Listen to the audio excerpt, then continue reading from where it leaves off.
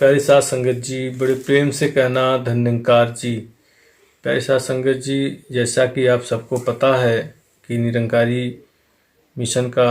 जो 57वां निरंकारी संत समागम महाराष्ट्र में आयोजित होना है, उसका जगह नागपुर में हमारी मिशन द्वारा सूचित किया गया है और निश्चित किया गया है कि समागम वहीं पे होगा। तो सभी महात्मा जो वहाँ पे पहुँचे हुए हैं और जो महात्मा अभी नहीं पहुँच पाए हैं, वो सभी महात्मा अपने अपने भाव को गुरु के चरणों में जोड़ते हुए टिकट आदि का व्यवस्था कर लें। और क्योंकि आज आप देख रहे हैं हमारे देश में एक गजब का माहौल बना है कि भगवान श्री राम के राम आएंगे क्या, एक माहौल, तो वो एक दौर, ये सुखद वातावरण जो इस समय देश में बना हुआ है, ऐसा ही सुखद वातावरण पुनः जो है जनवरी में ही 26 तारीख से हमारे नागपुर ग्राउंड में फिर से बनेगा। तो वहाँ पर भी आप उपस्थित होके इस निराकार प्रभु परमात्मा के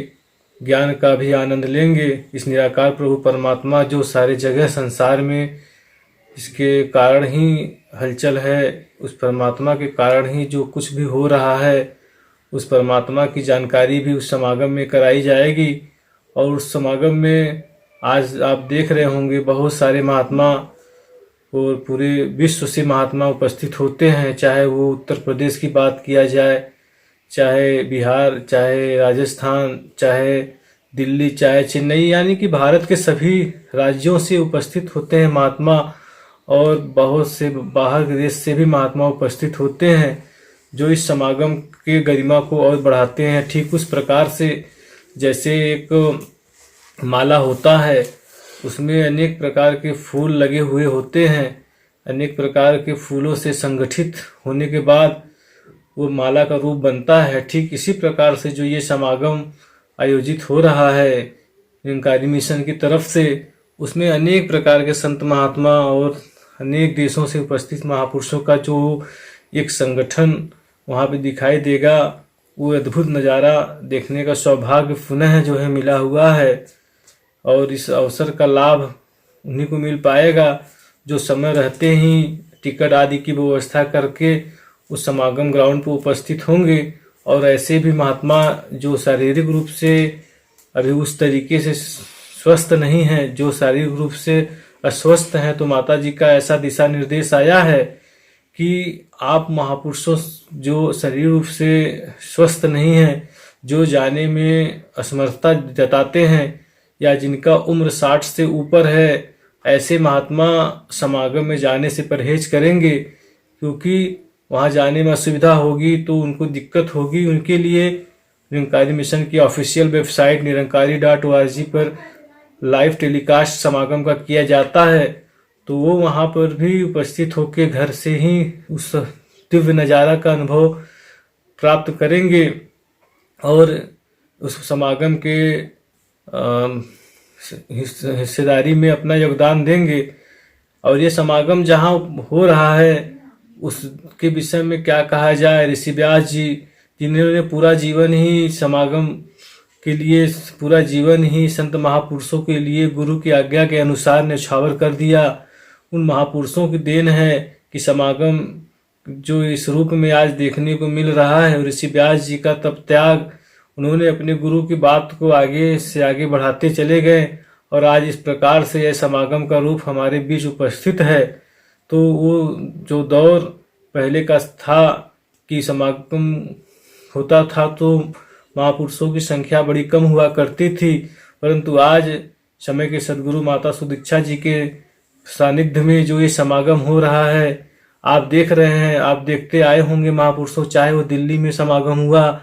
उस तरीके से 10 लाख से ऊपर संत महापुरुषों की उपस्थिति की पूरा हरियाणा सरकार जो कि वो समझ नहीं पाई कि मैनेजमेंट कैसे हो पा रहा है यहाँ। तो ये सदगुरु की कृपा का ही परिणाम है, ये संतों की दया का ही परिणाम है कि उस तरीके से एक डिसिप्लिन में उपस्थित होके इस समागम का आनंद लेते हैं, तो वो पुनः वो दिव्य नज़ारा हमें देखने को मिलेगा। तो सभी महात्मा जो किसी कारणवश उपस्थित नहीं हो पा रहे हैं, वो भी जो है अभी से प्रयास शुरू करें और उस समागम में पहुंचने का भरपूर प्रयास करें, क्योंकि मनुष्य जीवन का जो मूल मकसद है, कहीं संत मिलन को जाइए तज ममता अभिमान, कि जब संत महापुरुषों का जो दर्शन करने का भाव जब ऐसा भाव बन जाता है तो संसार की कोई भी गतिविधि उसको रोक नहीं पाती वहाँ पे उपस्थित होने में। तो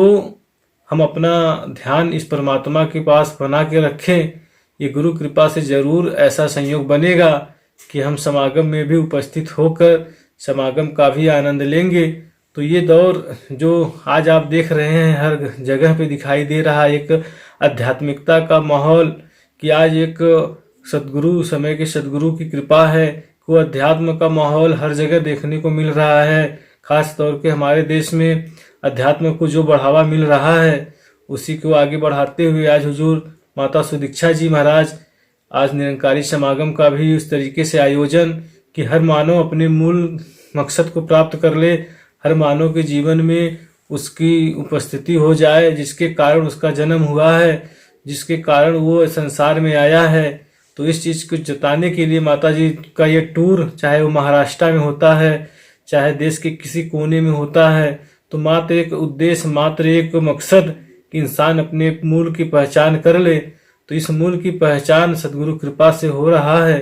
तो ये दौर फिर पुनः जो है हमारे आपके बीच में आया है, तो हम सब वहाँ पर उपस्थित होके सत्संग का भरपूर आनंद ले। प्यार से कहना धन्यवाद जी।